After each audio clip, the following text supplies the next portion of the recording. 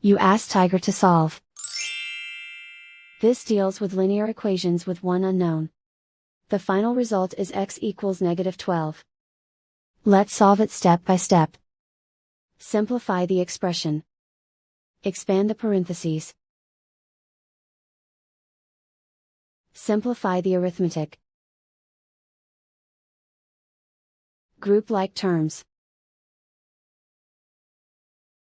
Combine like terms. Group all constants on the right side of the equation.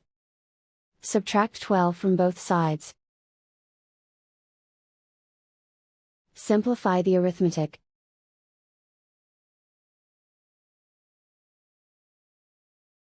And so the final result is x equals -12.